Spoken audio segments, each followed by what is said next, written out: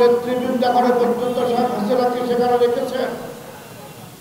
ভারতের জনগণকে বলতে চাই, পৃথিবীতে আপনারা দাবি করেন আপনারা সবচেয়ে বড় ডেমোক্রেটিক রাষ্ট্র, লজ্জা হওয়া উচিত।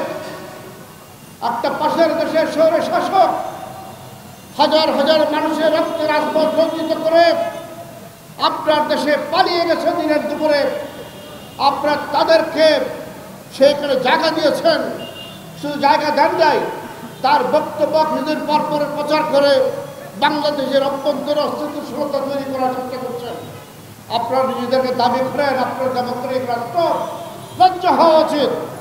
আপনাদের ঘৃণা করে বাংলাদেশের মানুষ, এই কথাটা আপনাকে বুঝতে হবে। আপনারা বাংলাদেশের পার্শ্ববর্তী রাষ্ট্র, আপনাদের বাংলাদেশের রাষ্ট্রপতির পার্শ্ববর্তী রাষ্ট্র হয়ে যদি বাংলাদেশের ভিতরে যে কোনো ধরনের ষড়যন্ত্র করতে চান, সেই ষড়যন্ত্র বাংলাদেশের 20 কোটি মানুষকে সাথে নিয়ে আপনারা প্রতিহত করব। আপনাদেরকে স্মরণ করে দিতে চাই, বাংলাদেশের 71 সালের যুদ্ধে আপনি আমাদেরকে সহযোগিতা করেছিলেন, সেটার জন্য বাংলাদেশের মানুষ এখন আপনাদেরকে ধন্যবাদ জানাই।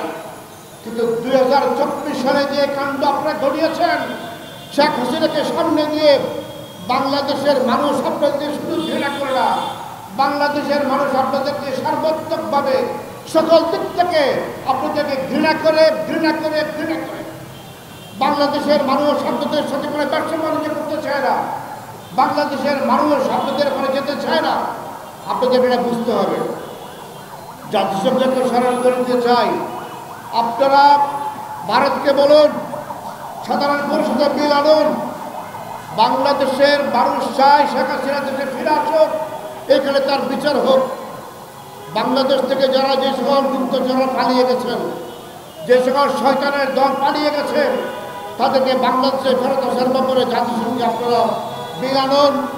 আপনারা জাতিসংঘের সাধারণ পরিষদে আলোচনা করুন, নিরাপত্তা পরিষদে আলোচনা করুন, বিল এনে তাদেরকে বাধ্য করুন বাংলাদেশের জনগণের চাহিদা মোতাবেক শেখ হাসিনা এবং তার দোষরদেরকে বাংলাদেশে ফেরত দেবেন, তাদের বিচার হবে। বিএনপি সহ অন্যান্য গণদলকে অনুরোধ করব, আপনারা সবসময় নির্বাচন করে দেশের মানুষের মধ্যে বিভ্রান্তি তৈরি করছেন। আগে বিচার করতে হবে, বাংলাদেশের মানুষের মনোভাব বুঝতে হবে। বাংলাদেশের মানুষ শেখ হাসিনার বিচার চায়, যাকে সিনার দূষণদের বিচার চাই। প্রথমে বিচার বাংলাদেশের মানুষের কাছে সংগঠিত হয়ে দেখাতে হবে, তারপরে নির্বাচন হবে কি হবে না সেটা দেখা যাবে। সরকারকে বলতে চাই, এই বিচারের প্রক্রিয়া শুরু করুন। এই বিচার জনগণের চাহিদা মোতাবেক বিচার করে তারপরে নির্বাচনের ফয়সলা হবে। আরও বলতে চাই, আপনার স্থানীয় সরকার নির্বাচন হবে আগে নাকি জাতীয় নির্বাচন আগে হবে সে ডিবেট করছেন। আপনারা তিনি কোথায় ছিলেন, কেন বলেন নাই?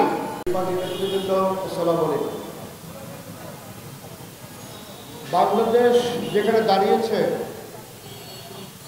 আমরা বহু যুদ্ধ করে শেখ হাসিনাকে পরাজিত করেছি, আপনারা সেটার সাক্ষী আছেন। শেখ হাসিনার চলনা বারবার আমাদেরকে আঘাত করার চেষ্টা করছে, বিভিন্নভাবে দেশের মধ্যে অস্থিতিশীলতা তৈরি করার চেষ্টা করছে। ভারতের যে সকল